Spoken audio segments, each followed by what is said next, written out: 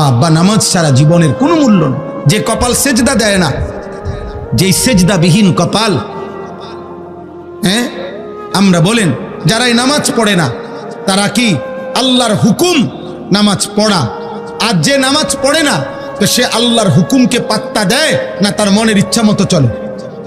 কথা বলেন না, সবাই বলেন তো। কোরআনুল কারীমের মধ্যে আছে, এই কোরআনে আছে যে তার মনের ইচ্ছা মতো চলে, আল্লাহর হুকুমের পাত্তা দেয় না, খোদার কসম আল্লাহ তাকে বলছে তার জীবন কুত্তার জীবন, কুত্তার জীবন, কুত্তার কুত্তার জিন্দিগি, কুত্তার জিন্দিগি। ওই জিন্দিগি সেজদা নাই যে কপালে, ওর জীবন কুত্তার জীবন। কোরআন শরীফের আয়াত এটা। ফামাসালুহু কামাসালিল কালব, আল্লাহ বলছে তার জীবন, তার উদাহরণ কুকুরের মতো, কুকুরের জীবন। বলো ভাই, তাহলে এই পরিচয়ে খুশি? বেনামাজি ভাই বলো, এই পরিচয়ে খুশি তো তুমি? এই পরিচয়ে ভাল লাগছে তো?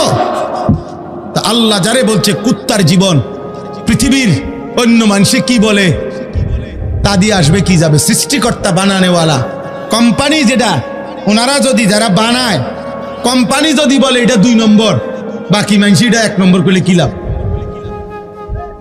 তো যিনি সৃষ্টিকর্তা তিনি বললেন তোর জীবন কুত্তার জীবন, তো অন্য কেউ তোমারে অন্য আরো অনেক কিছু করলে কি লাভ বললে?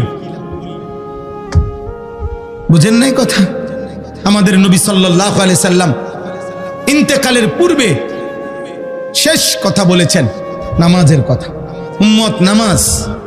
হযরত ওমর ইন্তেকালের পূর্বে শেষ কথা বলেছেন নামাজের কথা। হযরতে খুবাইব শাহাদাতের পূর্বে শেষ কথা বলেছেন নামাজের কথা। ইমামে হুসাইন শাহাদাতের পূর্বে শেষবারের মতো কারবালার প্রান্তরে সবার সামনে তিনি নামাজের সেজদা দিয়ে বলছিলেন, আমি আল্লাহকে সেজদা করছি, অতএব হে আমার বিরোধীরা, তোদের যার মন চায় আমারে হত্যা কর,